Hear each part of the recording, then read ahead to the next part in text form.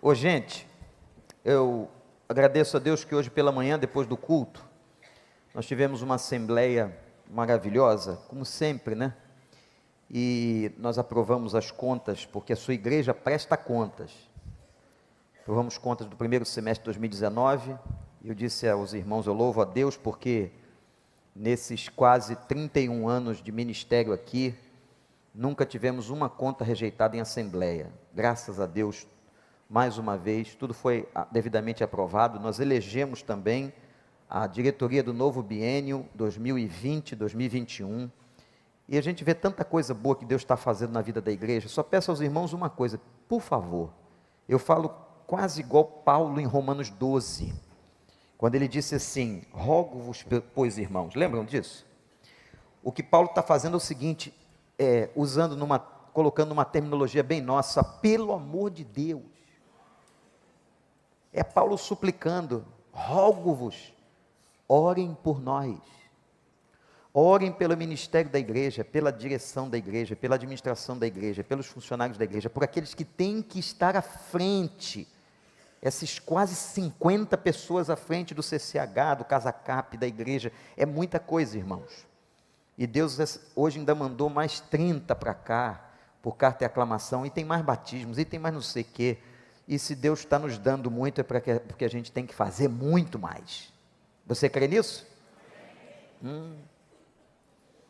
Era melhor não ter perguntado nada.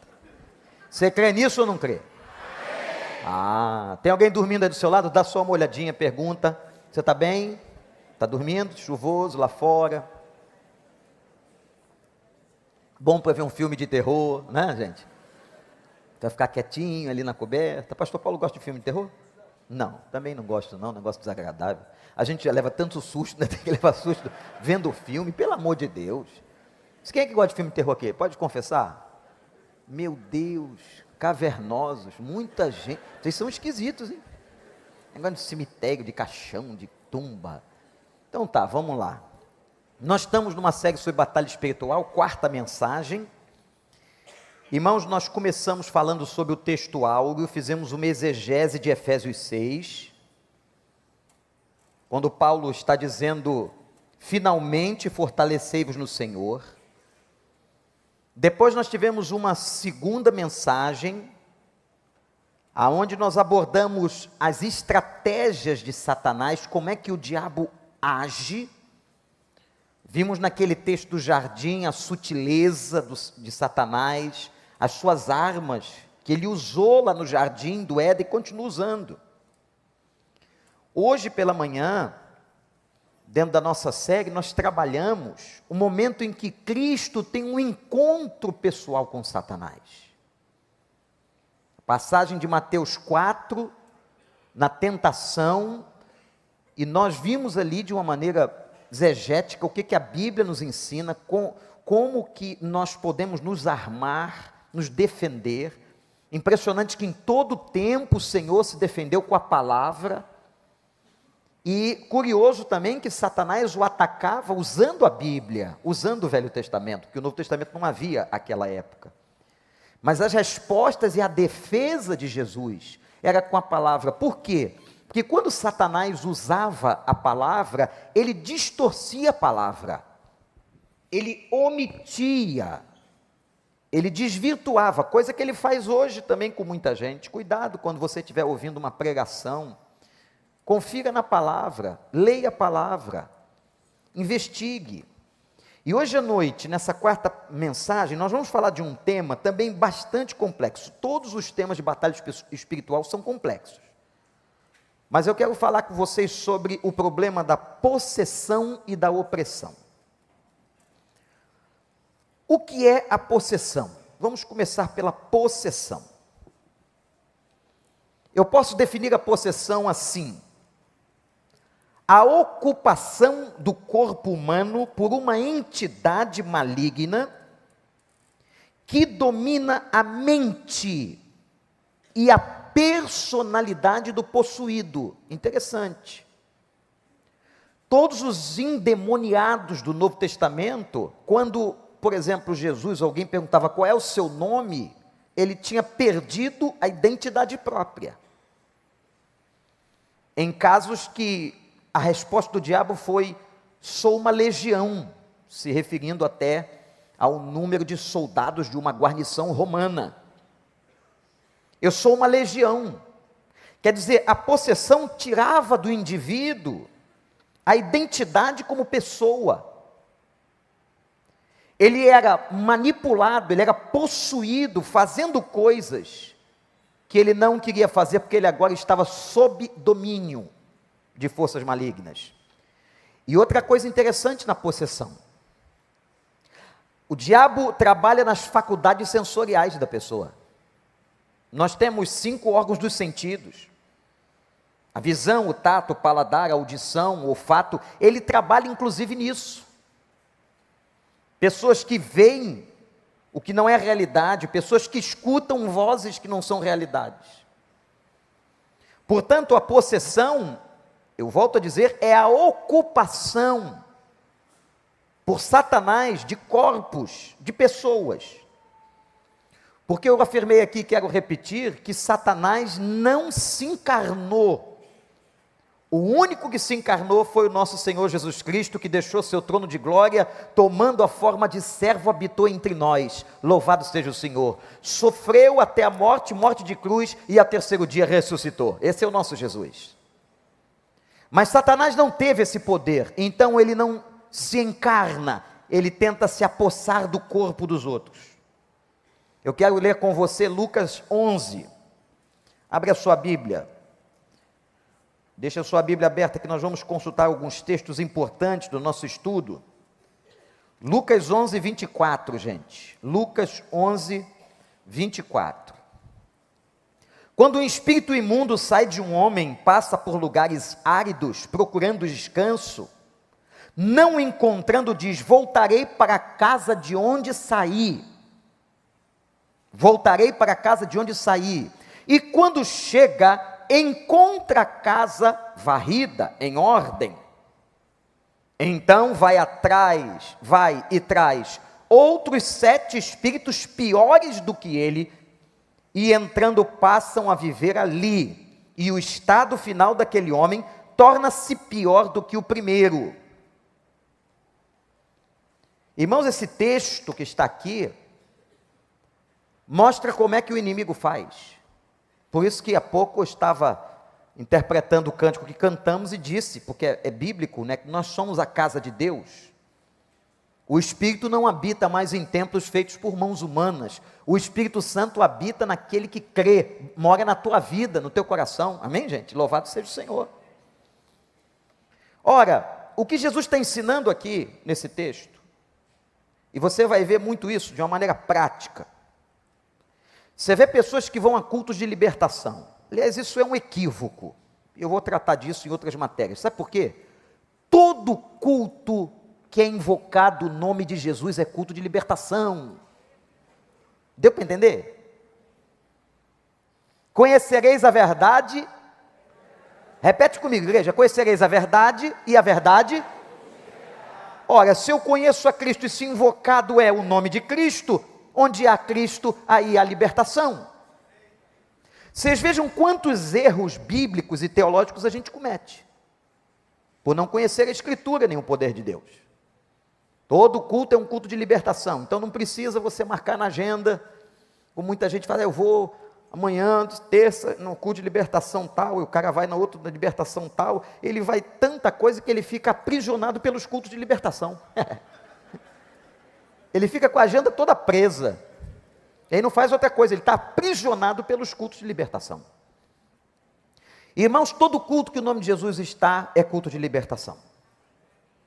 Coloque isso na sua cabeça. Mas você chega num lugar desse, por exemplo, você vê pessoas endemoniadas, e ali o nome de Jesus é proclamado, independente dos pastores, quem quer que seja, porque só Jesus expulsa demônio das pessoas. Você já viu essa frase na estrada? Colocaram essa frase aí em cima das pedras, nas estradas do Brasil, e é verdade, essa frase é bíblica. Apesar dela não estar assim na Bíblia, o significado dela é bíblico. Só Jesus expulsa demônio das pessoas. Não é o pastor A, o pastor B, o pastor C, só Jesus expulsa demônio das pessoas. Você pode repetir isso? Só Jesus expulsa demônio das pessoas. Então, meus irmãos, Nós temos que entender o seguinte: a ocupação de um corpo por Satanás, a estratégia, é quando esse corpo está desocupado. Jesus disse que o inimigo sai, você foi lá no culto, viu a pessoa ser liberta e acontece. Acontece mesmo, é real.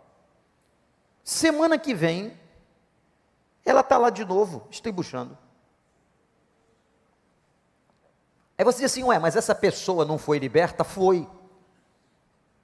Mas ela não preencheu a casa. Preste atenção.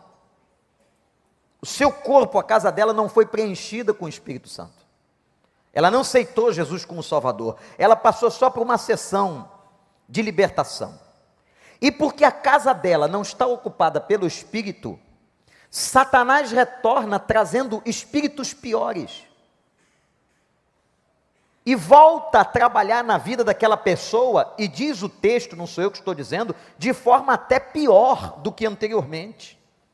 Ora, então a nossa casa, gente, espiritual, o nosso corpo, tem que estar ocupado. E ocupado por quem? Pela presença do Espírito Santo de Deus. Senão pessoas vão ficar passando por libertação e libertação e libertação, e o problema nunca é resolvido. Porque o demônio sai por ordem de Jesus, mas por ela não aceitar o Evangelho, o demônio volta. Mas aquele que é selado com o Espírito Santo, aquele que tem o Espírito Santo, aquele que tem o Senhor na sua vida, o maligno não lhe toca. Você crê nessa verdade? Isso é Bíblia. Primeira coisa, eu quero trazer alguns pontos bem didáticos para a gente. O que causa a possessão de uma pessoa? Claro, eu já acabei de dizer que por fundamento principal, a ausência de Cristo. Isso é óbvio. Uma pessoa possessa é uma pessoa que não tem Jesus. Uma pessoa que tenha Jesus não pode ser possessa. Ela pode ter um ataque esquizofrênico, ela pode ter uma perturbação mental, mas se ela tem a Cristo, ela não é possuída. Isso é o que a Bíblia diz. Mas um dos fatos que leva a essa brecha da pessoa não crente que não tem a Cristo, são os ocultismos. Levítico capítulo 19, versículo 31 diz assim, não recorram aos médiuns, é Bíblia, nota aí para você ler em casa, não recorram aos médiuns, nem busquem a quem consulta espíritos, pois vocês serão contaminados por eles. Eu sou o Senhor Deus de vocês. Uma condenação clara, explícita de pessoas que buscam invocação de espíritos. Buscam invocação de espíritos de mortos, sacrifícios humanos. Gente, por incrível que pareça, no meio do século 21, ainda há informações de sacrifícios humanos no mundo. Pessoas que vivem no ocultismo, sacrificam ainda animais. Pessoas que buscam adivinhações, feitiçaria, bruxaria, intencionalmente, buscando algum tipo de benefício. Meus irmãos, Levítico 19 vai dizer, não consultem espíritos mediúnicos, porque vocês serão enganados por eles. Outra coisa, que eu quero dar como causa do porquê que Satanás faz arruaça na vida das pessoas. Tem gente que consagra. A gente não consagra aqui o bebê, pastor Paulo? Esse momento aqui não é brincadeira, não. Quando você consagra uma criança no altar de Deus, na presença do povo de Deus, isso não é brincadeira não, gente. Você não está ali fazendo um batizadozinho para botar a criança de branco e almoçar depois com a família. Não é isso não. Você está fazendo como Ana, a mãe de Samuel, que ao nascer, ela entrega Samuel no altar de Deus. Você está entregando. Eu entreguei meu filho, você entregou seu filho. E o seu filho, meu filho, e aqueles que consagraram seus filhos, são do Senhor.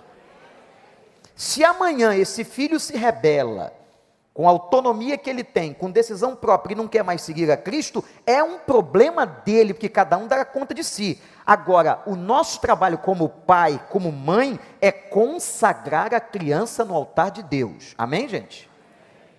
Agora, tem gente que consagra deliberadamente ao mal. Histórias de consagração. Aí Levítico 18, 21 diz assim: não entregue seus filhos para serem sacrificados a Moleque, ou Moloque, que era um Deus que recebia sacrifícios de crianças. Até hoje, até os dias de hoje, nós temos isso. Não profanem o nome de Deus, não entreguem seus filhos. Irmãos, eu li um texto sobre essa passagem, que fala, por exemplo, de casos de pedofilia. O caso de pedofilia, para alguns intérpretes da Bíblia, não é um caso só de doença, de psicopatia sexual. Não é um caso só de um sociopata que é capaz de pegar uma criança para fazer sexo com ela. Não. Além da carne, alguns acreditam que há um movimento maligno ali, de sacrifício, de penetração no corpo da criança, que de uma maneira muito estranha, a Bíblia declara isso. Nós temos exemplos, por exemplo, redundante, não é? De possessão demoníaca de criança. Leiam a Bíblia e vocês verão, isso é difícil de entender. Nós temos visto alguns casos, que até aparecem aqui, de crianças que não estão passando distúrbios emocionais, psicológicos, e veem coisas, experimentam coisas estranhas, são até possuídas. O processo de pedofilia é um processo de ação maligna. É isso que alguns acreditam. Sacrificar crianças, viver no ocultismo, acolhimento de pecados, pessoas que acolhem pecados, voltar ao exemplo dos pecados sexuais, e vivem neles, como se fossem pecados de estimação, como prostituição, adultério, incesto, zoofilia, sexo com animais, cheio disso, irmãos. Necrofilia, pasmem, sexo com cadáveres. Temos pessoas de nossa igreja que trabalham no Instituto Médico Legal. Isso é verdade. Há pessoas, há homens que querem ter sexo com corpos em cadáveres. Alguns aspectos do homossexualismo. Enfim, acolhimentos de pecados, de coisas que nós consideramos contrárias à palavra de Deus. Relacionamentos e acolhimentos de sentimentos amorosos, que são brechas. Ouvi uma história, num aconselhamento, uma das mais estranhas, de uma possessão durante o ato sexual. Imagina uma pessoa estar tendo um envolvimento inadequado e o parceiro, a parceira com quem está havendo o envolvimento tem uma possessão demoníaca. Eu queria ver o que você ia fazer. Não queria ver porque não ia estar lá, né? Mas depois você ia contar como é que foi. Pastor Paulo, eu estava pecando e de repente o bicho se manifestou. Cruz credo. Aí não adianta, amigo. Aí, como diz o outro, Inês é morta. Foi, dançou. Irmãos, tudo isso é brecha. Outra coisa sobre a possessão. Pessoas envolvidas com drogas alucinógenas, para que tenham coragem de cometer crimes hediondos. Você vê uma quadrilha esquartejar pessoas para entregar para porco. Misericórdia. Isso não é só uma atitude de ser humano. Pessoas que fazem pactos, consciente ou inconscientemente. Você passa ali no final da linha amarela, entrando na Ayrton Senna, está lá.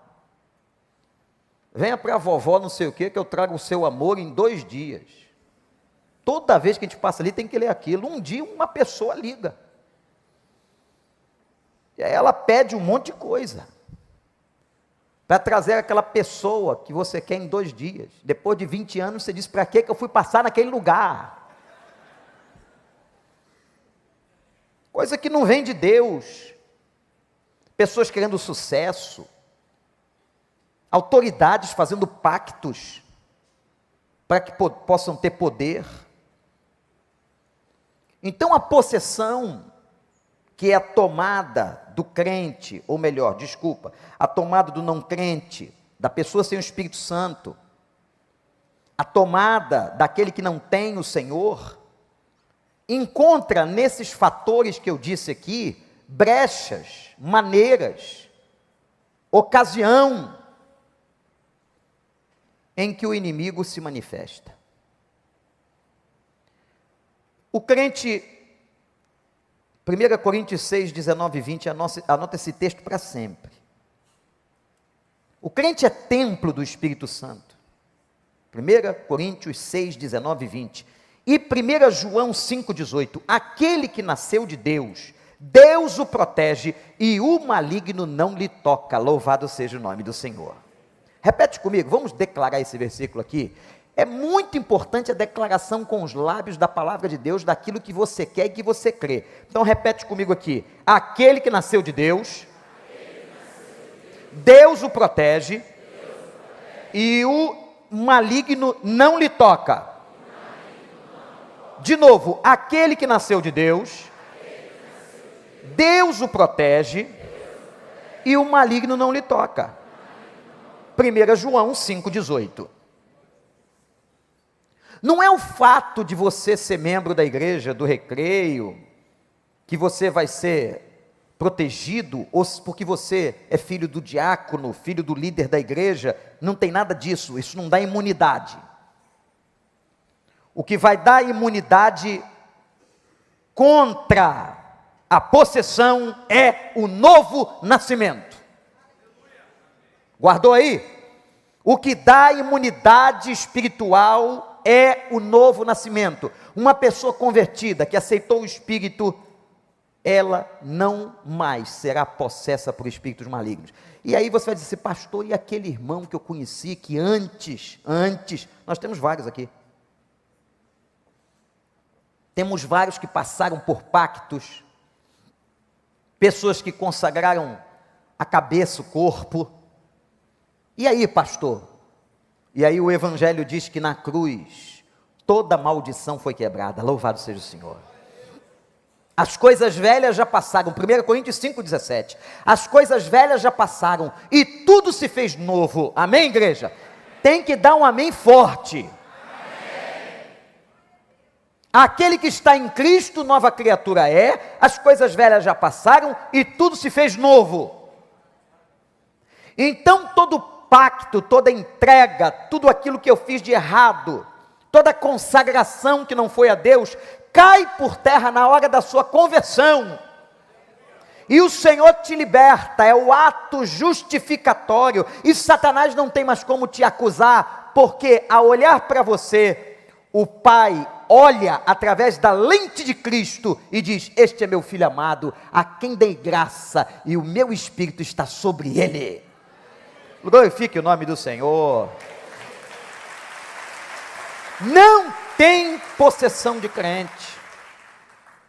Agora, por que você vê tudo isso aí? Porque você vê pessoas fazendo pactos, pessoas sendo consagradas, pessoas sendo oferecidas, pessoas fazendo um monte de coisa para ter sucesso, para ter dinheiro, para ter poder. Está claro aqui, gente? Vamos então ao problema da opressão. Agora é um pouco diferente. Diferentemente da possessão, que não pode acontecer com uma pessoa crente, a opressão pode. Você vai entender facinho. É como se você fosse imprensado na parede. Já foi imprensado na parede? Eu oprimo você.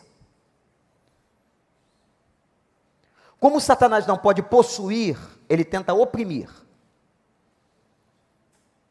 E ele usa circunstâncias, ele usa pessoas que são dele, ele usa situações, ele usa um sócio, ele usa alguém até da família, ele usa governos, ele usa leis, para que possa haver uma pressão contra a vida da pessoa crente.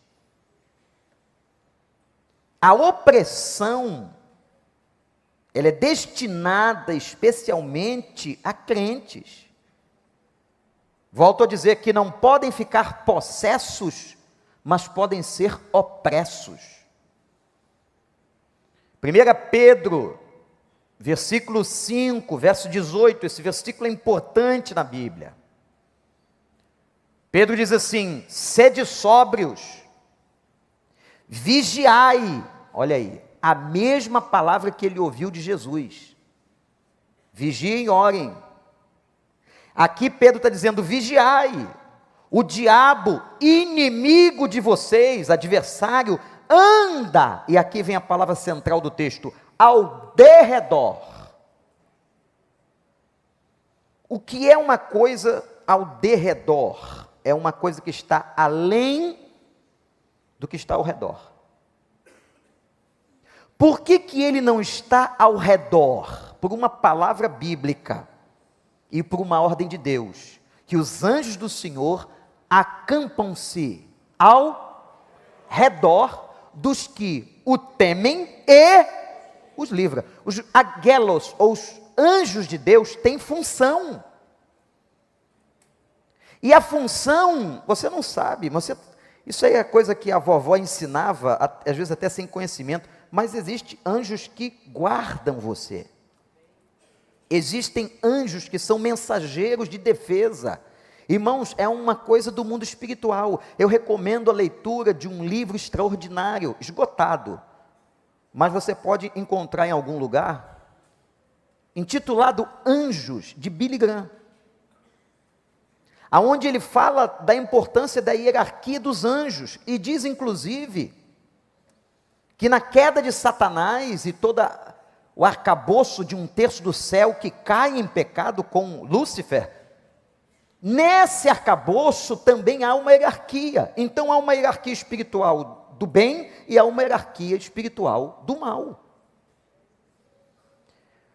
Ele anda ao derredor, ele não pode andar ao seu redor. Quando você for para o trabalho amanhã, quando você pegar seu carro, quando você chegar em casa, quando você estiver fazendo qualquer coisa, você pode dizer assim: eu não estou sozinho. Primeiro, porque o Espírito Santo mora aqui dentro. Segundo, porque ao meu redor estão acampados os anjos do Senhor. Aleluia! Você sabia que Hebreus diz que quando a igreja está em culto, olha que coisa, irmãos, como isso aqui é um negócio muito sério. Quando a igreja está em culto, a carta aos Hebreus declara que miríades e miríades, isto é, milhões e milhões de anjos estão ao nosso redor, louvando e adorando junto conosco. Que coisa linda! Há uma atmosfera aqui espiritual. Os anjos do Senhor, inclusive, estão no processo de adoração. Então não precisa ficar com medo, não. Basta você se revestir de Deus, você colocar armadura, que Ele vai tentar te atacar, mas não vai conseguir. Sede sóbrios, vigiai. O diabo, inimigo de vocês, anda ao derredor como leão, rugindo, procurando a quem possa tragar. Ele está rugindo como leão. Aí vem um leão maior do que ele, maior do que aquele leão. O leão morre, e aí pisa na cabeça dele. É o leão da tribo de Judá. Uma das cenas mais extraordinárias, já disse aqui, da minha paixão pelo cinema, é ver aquele filme das Crônicas de Nárnia. Sabe por quê? Primeiro, porque o texto é de C.S. Lewis, um dos grandes teólogos ingleses. Segundo, porque ele é criativo, muito inteligente nas suas comparações. Aquilo tudo é uma ficção, pelo amor de Deus, né? Mas aquela história do Aslan, quando ele morre, o leão morre, né? E o diabo pensa que tem a vitória, faz aquela festa, e as garotinhas estão chorando. Já viu o filme? Se não viu, vai ter que ver, porque agora eu estou dizendo um pedaço. As garotinhas estão chorando em cima do leão, de repente, Aslan morreu, tal. Daqui a pouco elas olham, tem um terremoto, elas levantam, o que está acontecendo? Elas olham e Aslan não está mais na pedra do sacrifício. E de repente, que bicho bonito, gente, que bicho bonito. O leão é um bicho, um animal extraordinário. Ele aparece com aquela jubona, os caras fizeram um jogo de cena lá, luz com imagem, quando aparece aquele leão, caramba, e aí o que você quer? Parecer com o leão agora? Faz aí que você achar melhor, faz o teu leão aí, vamos lá, cada um fazendo um leãozinho aqui dentro agora. Eu ia pedir para o Silviano vir aqui fazer um leão, mas eu não vou fazer isso não. Aí quando tu vê aquela cena do leão, de repente dá uma vontade, o que você quer que aquele leão faça? Destrua Satanás. E Satanás está na imagem de C.S. Lewis, numa mulher que está comandando tudo, do diabo. E aí Aslan diz assim para as meninas, subam aqui atrás de mim que eu vou levar vocês até lá. A menininha puxa um canivete, pequenininho, e ele diz assim, pode guardar o canivete, o negócio é comigo. Pode guardar o canivete. Ela sobe nas costas, queria eu subir, já pensou subir nas costas, o leão sai igual louco. Quando ele vê aquele monte de bicho, com um monte de cabeça, chifre, o negócio é feio, hein? Se você tiver medo, não assista meia-noite, mas é lindo o filme. Aí você vê aquela bicharada toda, e aí Aslan parte para cima dela, e aí monta as patas em cima do diabo. Gente, a imagem é sensacional. E aí o que ele faz? Ele dá um rugido daquele, maior do que o rugido de Satanás. E aí a cena é cortada, porque aparece o momento que ele vai para cima dela, e ela é destruída.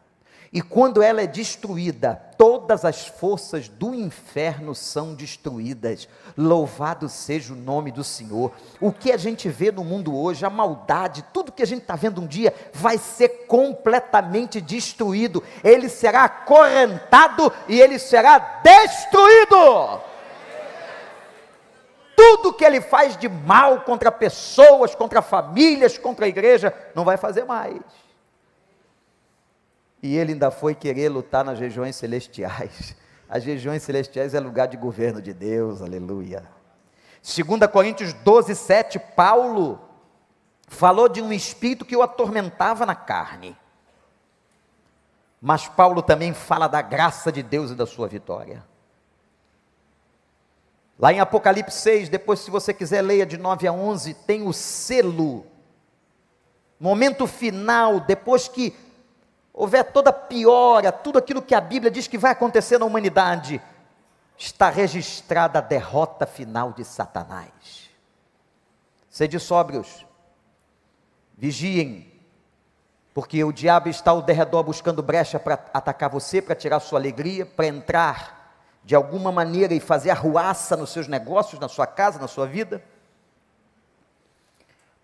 E eu quero dizer agora como é que a opressão pode ser causada. Eu falei da possessão, as causas da possessão, vou falar agora um pouquinho das causas da opressão. Como é que um crente facilita, da bobeira, da brecha? Anota aí. O crente facilita, da bobeira, da brecha, por exemplo, quando ele está mantendo o pecado. 1 Tessalonicenses 5,19, quem se entrega à prática do pecado entristece o Espírito Santo. Entristecimento do Espírito Santo, você reteve. Deus quer te abençoar, mas você retém, você impede a ação do Senhor. Tiago capítulo 3 também fala disso. O pecado é uma maneira de trazer opressão na vida de uma pessoa crente. Pode anotar. Irmãos e líderes que estão aqui, você vai ver lá uma pessoa que diz que é crente, mas não tem alegria, está sempre amarrada, está sempre com problema, está sempre com alguma coisa. Pode ser que aquilo ali seja uma amarração de pecado. Todo pecado, anote esta frase, todo pecado é porta aberta para a opressão. Outra causa, o próprio esfriamento. Eu estou sempre dizendo para o meu filho, eu estou sempre dizendo para os meus irmãos, não pode abandonar a oração, não pode abandonar a Bíblia. Eu estou sempre dizendo para mim mesmo. A gente não pode abandonar a palavra, não pode abandonar a oração. Tem que clamar ao Senhor, tem que lutar com a espada do Espírito. Como é que você luta essa luta sem a espada do Espírito, que é a palavra de Deus? Como é que é? Se você não conhece Bíblia, se você não frequenta uma escola bíblica, se você não abre na tua casa, se você não clama ao Senhor, se não você não faz um jejum, isto é um tempo de devoção exclusiva. Jejum é tempo de devoção exclusiva. Meus irmãos, uma pessoa em esfriamento espiritual, ela é porta de opressão. Então anotem aí, crentes no pecado, crentes no esfriamento, naquela condição da igreja do Apocalipse, não é? Aquela igreja que ficou morna, que não era nem quente nem fria, e Deus disse assim: eu vou vomitar da minha boca. Tem uma outra condição, uma terceira condição, o ceticismo. O que é o ceticismo? O que o ceticismo prega? Hoje o materialismo faz isso, pregando o ceticismo nas escolas e nas universidades. Eu disse aqui no outro dia, do trabalho de Satanás nas universidades, alguém me disse: pastor, não é só lá não, hein? Lá no segundo grau, no primeiro grau, Satanás está tentando infiltrar-se com dilemas, com conceitos que não vêm de Deus, com ideologias do inferno. É verdade. É verdade, irmãos. Tudo para levar você a ser cético. O cético é aquele que não valoriza as coisas de Deus. O cético é aquele que olha e até está presente, mas, por exemplo, não crê em milagres. E faço aqui uma denúncia muito importante. A teologia liberal que dominou o século XX, a teologia liberal, que leva os crentes, dizem para os crentes: pode fazer qualquer coisa que Deus perdoa, pode andar de qualquer maneira. Essa teologia liberal que anula ou tenta anular a santidade de Deus, essa teologia liberal que tenta colocar em dúvida a inerrância das Escrituras, dizendo: quem sabe a Bíblia não está errada. Isso é produto do materialismo, do ceticismo, que é pregado nas escolas, nas universidades, para que você não creia. Você crê em milagre mesmo? Você crê nessas coisas? Deus faz. Agora fica tranquilo, se você não acredita nisso, não vai acontecer na tua vida não. Se você não acredita em milagre, milagre não terá, porque milagre só acontece na vida de quem crê. Criancinha chegou em casa e disse: mãe, professora da escola bíblica contou uma historinha, que Deus abriu o mar vermelho e fez algo sensacional. O que foi, meu filho? Ele fez uma ponte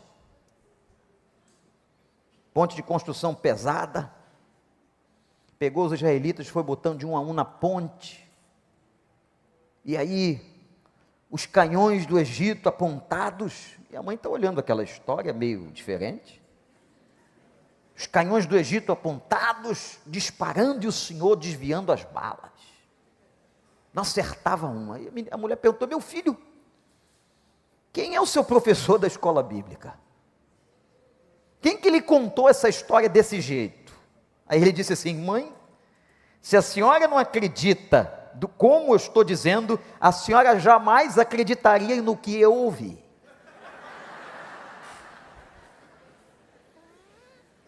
O negócio é tão sensacional, esse negócio de abrir o mar, de todo mundo passar com o pé seco, ou você crê, ou você não crê. Uma vez perguntaram ao Dr. Shed: o senhor é tão inteligente, conhece tanto a Bíblia, o senhor acredita nessa história que uma baleia comeu Jonas? Shed disse assim: olha, se a história dissesse que Jonas comeu a baleia, acreditava também. Como é que o senhor pode provar? O senhor pode provar isso? Ele disse: não posso não, mas quando a senhora chegar no inferno, pergunta ao diabo por que a senhora não creu. Ceticismo sendo pregado é brecha. Aí, anota aí, Efésios 4:27 diz assim: não deis lugar ao diabo. É aí que entra a opressão. Repitam comigo, irmãos, igreja: não deis lugar ao diabo. De novo, não. Eu vou trazer para você agora alguns sintomas da opressão. Estou falando agora da opressão. Nota aí: pessoas com medos irracionais.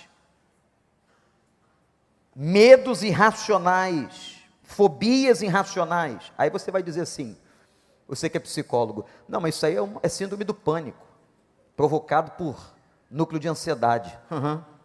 Eu sei. Mas o que está por trás dessas coisas? Será que é somente uma enfermidade psicológica? O medo irracional é arma, porque o medo paralisa uma pessoa. O diabo pode me tentar para eu ter medo de vir aqui pregar. O medo irracional é uma maneira, é um sintoma, outro sintoma de uma pessoa opressa. É uma pessoa continuamente enferma. E são enfermidades no campo da subjetividade. Ela vai no médico, vai no outro, vai no terceiro. Aliás, a pessoa gasta tudo que pode com o médico, ela usa todo o plano de saúde, ela está sempre com a desconfiança de uma doença grave. Vocês conhecem alguém assim aqui no Rio de Janeiro? Tem sempre alguma coisa desgraçada acontecendo. Na verdade, a enfermidade está na cabeça. A enfermidade está lá dentro. As setas inflamadas querendo levar você para a enfermidade o tempo todo, enfermidade o tempo todo. Somente o escudo da fé para te defender contra os dardos inflamados de Satanás. Irmãos, vamos reagir. Eu quero dizer para você, vá ao seu médico, você que sofre de depressão, de síndrome do pânico, vá ao seu médico, tem problema bioquímico envolvido, é sério, mas faça a sua parte, leia a palavra, declare vitória na sua vida, não aceite esse lugar, se levante, toma o teu leito e anda. Amém, gente? Toma teu leito e anda. Jesus não dava mole para os caras que estavam pedindo cura, não. Ele sempre estava requerendo uma ação humana. Chega o cego para ele e diz assim: o que queres que eu te faça? Está de brincadeira, senhor? Eu quero ver, eu quero que você manifeste o teu desejo. Ele chega para um paralítico e diz assim: levanta. Como é que eu vou levantar? Eu estou há 40 anos aqui, atrofiado. Você passa uns dias na cama, tem que reaprender a andar. O cara passou 40 anos na beira do poço, 38 anos, como é que o cara me manda andar? Anda, larga a muleta, vai para a tua casa, toma a cama. Interessante tomar a cama. Toma, domina aquilo que te dominava. Louvado seja o Senhor. Domina, toma a cama, toma o teu leito, anda. Há doenças que são provocadas por essa opressão, e Satanás quer manter você para tirar de você, olhe para mim, qualidade de vida. E às vezes, irmãos, eu vou aqui abrir um parênteses para uma experiência, pessoas são levadas ao pecado, como conheci um rapaz que veio buscar aconselhamento na nossa igreja, ainda no templo antigo, que abordava e que falava da consciência que ele tinha de um câncer no reto, no seu intestino, por causa de experiências traumáticas. Práticas pecaminosas repetidas, levando, meus irmãos, a coisas terríveis e doenças mortais. Pessoas que herdaram AIDS, pessoas que herdaram doenças sexualmente transmissíveis e outras coisas, por causa da prática do pecado. A Bíblia diz que nós temos que confessar, Eu queria convidar você a dar uma olhadinha comigo no livro de Tiago, capítulo 5. Tiago, capítulo 5, versículo 16, diz assim: portanto, confessem os seus pecados uns aos outros, e orem. Ele está falando com crente, hein? Isso aqui não é mensagem para não crente, não. E orem uns pelos outros para serem curados. A oração de um justo é poderosa e eficaz. Existem doenças no nosso meio que só são curadas ou saradas pelo poder do perdão e da confissão mútua. Nós temos que entender, nós temos que crer na palavra. Há coisas que só vão ser curadas na sua vida com humildade, confissão. Olha, eu tenho errado, me ajuda. É confissão mútua. Confessem uns aos outros. É interessante que não é um em cima, o mais santo, o que ouve, e outro embaixo, o mais fraco, o que confessa. Não. O texto nos coloca no mesmo nível, é uns aos outros. Eu confesso o que é meu, você confessa o que é teu, e a gente clama aqui por cura. Louvado seja o nome do Senhor. E o único dom, presta atenção, o único dom na Bíblia que está no plural é o dom de curar. São dons de curar. Isso é um estudo muito interessante. Como é que Deus dá o dom de curar a uma pessoa? Em que circunstância? Esse dom parece que ele é sazonal. Porque se ele fosse permanente, eu ia pegar uma pessoa dessa e ia mandar lá para o INCA, para que ele curasse todas as pessoas com câncer. Mas não é assim que Deus trabalha. Dons de curar que se manifestam debaixo da soberania e autorização do Espírito de Deus. Relacionamentos quebrados por brechas. Agora eu quero concluir essa parte da opressão dizendo o seguinte: como é que você tem vitória sobre essa opressão que Satanás tenta fazer à tua vida? Eu já disse aqui que o pecado, cultivar o pecado, enfermidades, medos irracionais, tudo isso trazem para nós opressões. Mas como que eu venço, pastor? Eu vou te dar aqui 3 caminhos da vitória sobre a opressão segundo a Bíblia. Primeiro caminho é persistência. Quando o texto bíblico diz: sujeitai-vos a Deus, queria até que o pessoal da técnica preparasse o mesmo vídeo que passamos hoje pela manhã, diz assim: sujeitai-vos a Deus, resisti ao diabo e ele fugirá. O segredo é a sujeição a Deus. Não adianta você querer encarar Satanás, o espírito maligno, se você não está debaixo da sujeição. Resistir. E como é que eu vou resistir? Vestindo toda a armadura de Deus, irmãos. Para resistir no dia mau, tomando o capacete da salvação, cingindo os lombos com a verdade, nos pés o evangelho da paz, a couraça da justiça, o escudo da fé, a espada do Espírito. Esse é o soldado de Deus. Paulo olhava para o soldado romano e na inspiração do Espírito Santo ele via o soldado de Deus. Com o que o soldado de Deus e como o soldado de Deus se portava, se vestia. Então a primeira coisa para você vencer uma opressão: resista, resista, não ceda, resista, clame a Deus, sujeite-se a Deus, resista ao diabo e ele fugirá. Segundo caminho é que em alguns momentos você precisa fugir, não do diabo, mas fugir dos desejos da carne. Em alguns momentos, quando você vê que a coisa está pesada para você, sai correndo, faz igual José. Eu fico imaginando José nos dias de hoje, seria chamado de quê, não é?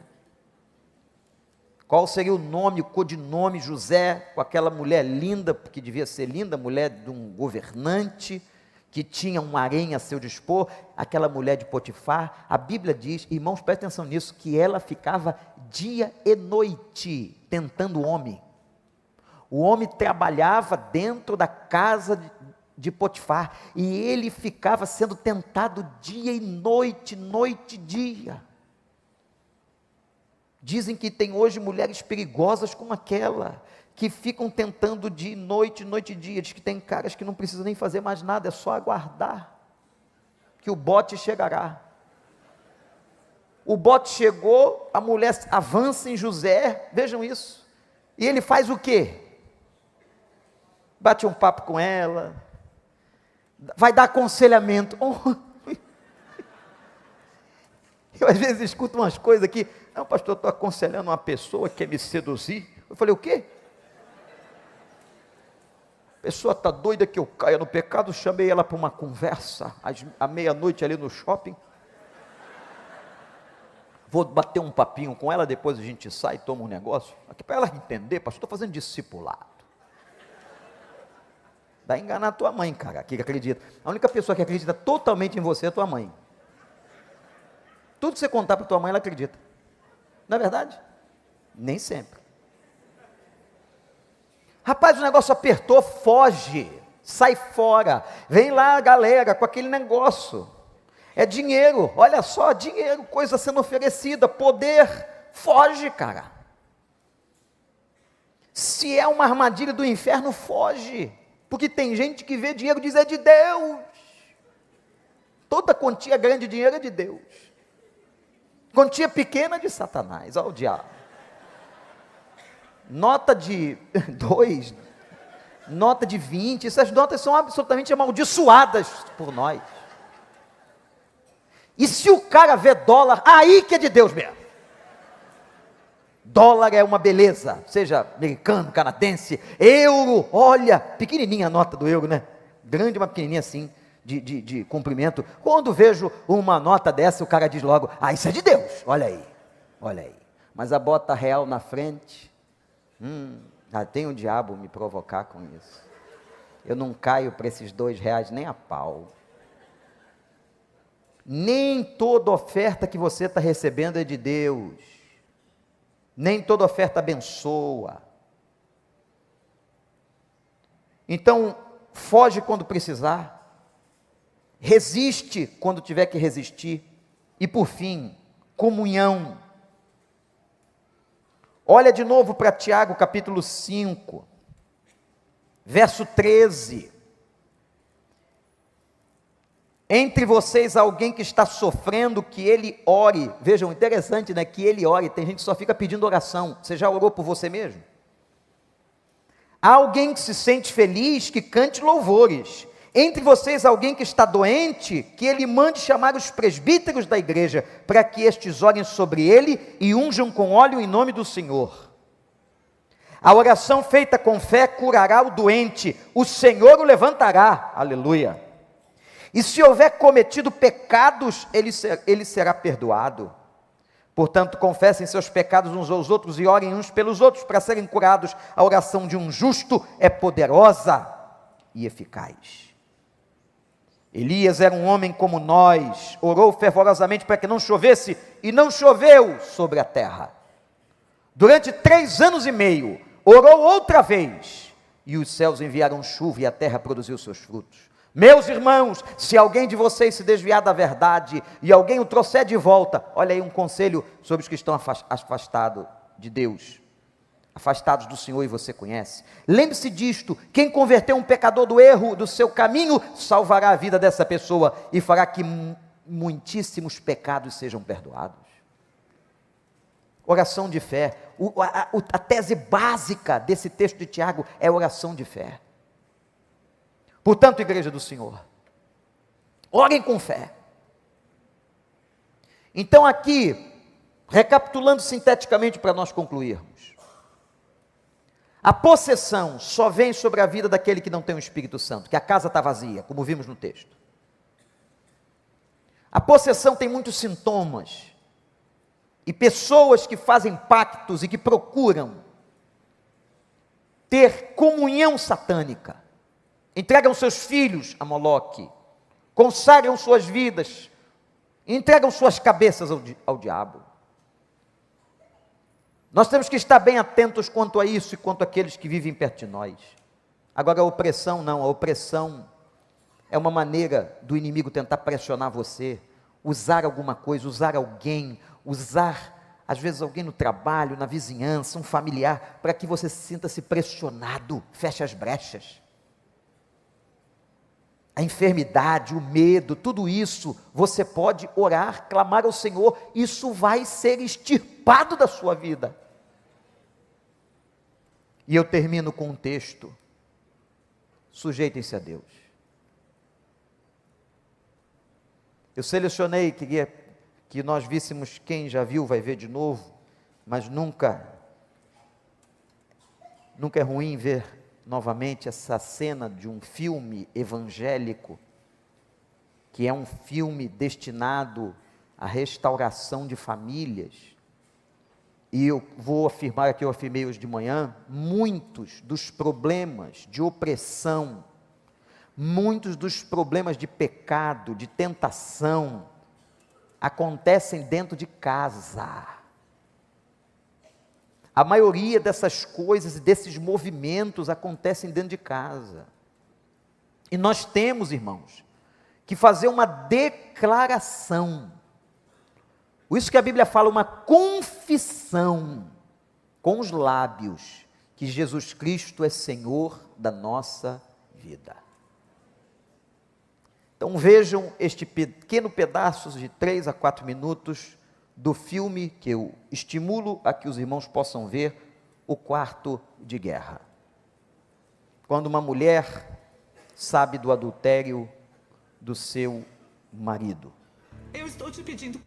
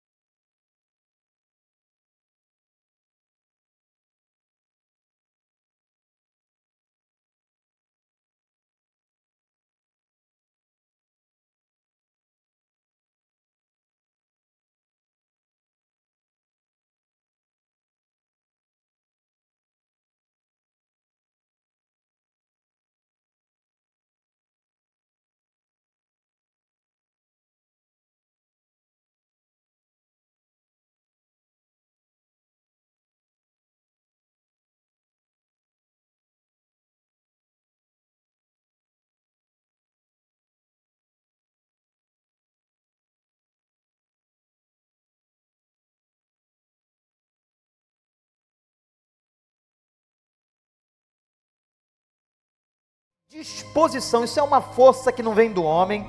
Ela foi fora da casa, fez declarações fortíssimas no mundo espiritual. Ela só pôde fazer isso porque ela saiu do quarto aonde ela tinha se sujeitado a Deus. Por isso que ela repete insistentemente: sujeitai-vos a Deus, sujeitai-vos a Deus, resisti ao diabo e ele fugirá de vós. Eu queria que nós orássemos, e a oração nessa noite não vai ser fácil não, vai não, gente, nunca é fácil, né? Muito mais numa série de batalha espiritual. Mas eu queria que nessa noite, você não é crente, preste atenção no que eu vou dizer, você que está aí fora na internet ou aqui dentro. Se você não é crente, você é uma casa vazia. Na Bíblia não tem meio termo, não tem esse negócio de um pelar, um pecar, não. Se você não é crente, a casa está vazia. Se você não é crente, você tem que clamar ao Espírito Santo para entrar no seu coração. Agora, se você é crente, muitas dessas coisas da opressão podem estar vindo contra você e sua família. O diabo, nosso adversário, está ao derredor, buscando uma brecha para oprimir, para tirar, como ela diz uma frase maravilhosa: você não vai mais roubar a minha alegria. Quanta gente perdeu a alegria de viver, só vive resmungando, chorando pelos cantos, derrotada. Eu creio que se você é um crente, tem sentido opressão contra você, essa pressão tentando afetar sua vida espiritual, sua família, você vai dizer isso para o Senhor. Vamos ficar de pé? Ninguém se movimente não, porque esse assunto é muito sério. Ninguém saia, melhor dizendo, ninguém saia. Agora nesse momento, se houver qualquer pessoa com a casa vazia, você que entrou aqui, diz assim: eu quero ter Jesus no meu coração, eu tenho dúvidas quem ocupa a minha casa, eu quero Jesus. Alguém aqui levante sua mão, diz: eu quero Jesus, eu quero Jesus, graças a Deus. Diz aí: eu quero Jesus, graças a Deus, graças a Deus. E se você tem sentido, você que é crente, uma opressão para te desviar, para te enfraquecer, para te adoecer, para roubar a tua alegria, você vai entregar isso no altar de Deus. Nós vamos adorar o Senhor agora. Nós vamos levantar um clamor aqui. Vamos levantar um clamor. E eu quero convidar você que esteja se sentindo como casa vazia ou opresso. Você é crente, tem coisa te oprimindo, que você sai do seu lugar, num gesto de entrega, vem aqui na frente, que a gente vai levantar um clamor por você. Vamos todos clamar ao Senhor. Pode vir, enquanto a gente canta. Ministério de adoração. Pode sair do seu lugar. Você, homem, mulher, casal, família, solteiro, divorciado, seja quem for. Tem alguma opressão pesando? Tem alguém com casa vazia?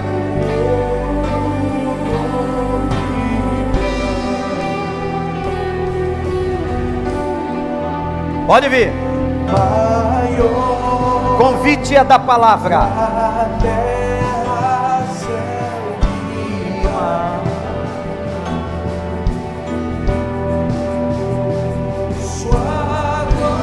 Quem tem a casa vazia, o Espírito vai ocupar. E quem está sofrendo opressão, Jesus vai vencer.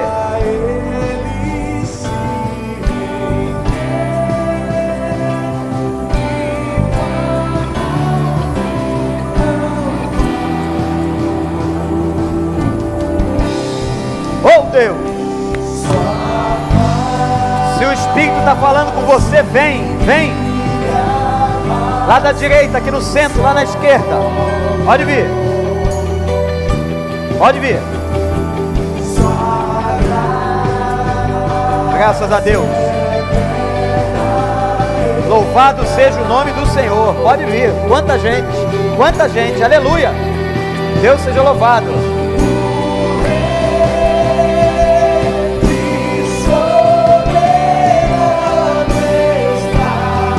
Dê glória a Deus, dê glória.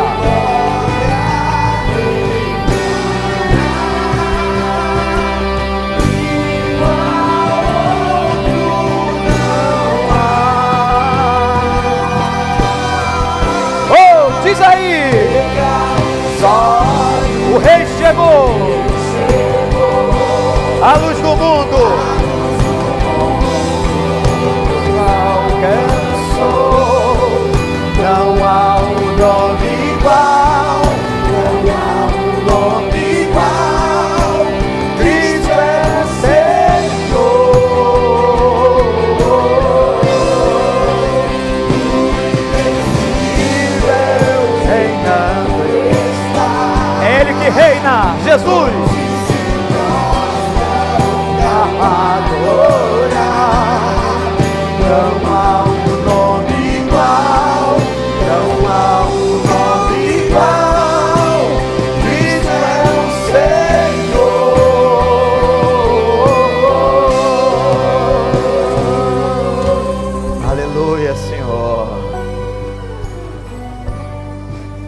Você pode ficar de joelhos, quem puder.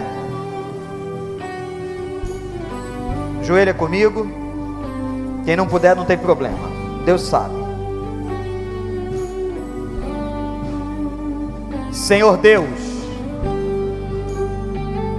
nós suplicamos por pessoas que agora vieram à frente, cujas casas estão vazias. Nesse momento agora, Senhor, que Satanás não encontre mais lugar, mas que sejam seladas com Teu Espírito Santo mediante confissão de pecados. Que o Senhor tome conta dessa vida, desse corpo, dessa mente. Que nunca mais Satanás possa possuir essas pessoas em nome de Jesus. E eu te suplico pelos crentes, tantos crentes que estão aqui, sentindo opressão do inferno, que o Senhor liberte, que o Senhor feche todas as brechas, que o Senhor liberte das garras do pecado, daquilo que tem feito a brecha ser aberta. Ó Deus, faz a obra que nós não podemos. Nós estamos de joelhos suplicando, que só o Senhor para fortalecer, só o Senhor para dar graça, só o Senhor para abençoar. Faz, Senhor, faz, Senhor, em nome de Jesus. Faz, Senhor, liberta o oprimido, vai ao encontro daquele que está sofrendo doenças e enfermidades por causa da opressão.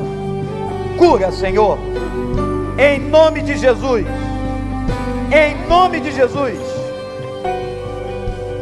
Coloque-se de pé, você que se ajoelhou, em nome de Jesus.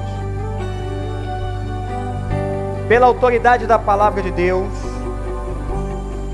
todos aqueles que estavam com a casa vazia, que não tinham certeza da salvação e vieram à frente, confessando, clamando por Jesus, eu creio que essa noite vocês foram batizados no Espírito de Deus, mergulhados no Senhor, e agora a casa de vocês não está mais vazia.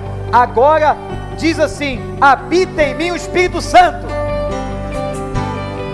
E aqueles oprimidos que estão sentindo pressão, amarrados por pecados, você solteiro, você casado, você terceira idade, você jovem, um monte de questões que eu disse aqui, nesse momento, ao submeter-se a Deus de joelhos, a oração de fé salvará o doente, e o Senhor restaurará a tua vida, e o Senhor fechará a brecha. Agora aprenda, a brecha de hoje não pode ser aberta amanhã de novo.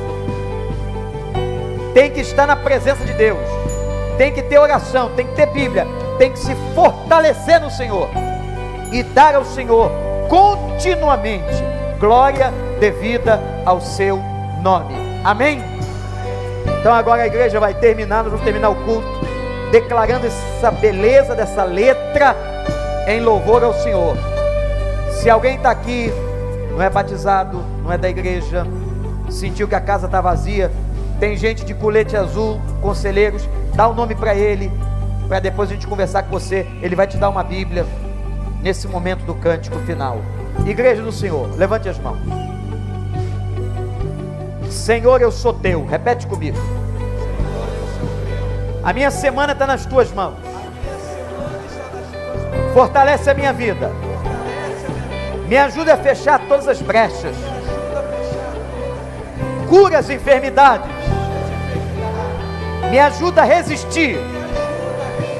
E eu me comprometo a me submeter à autoridade do Senhor. Que essa semana seja uma semana de lutas, sim, mas vitórias em nome de Jesus.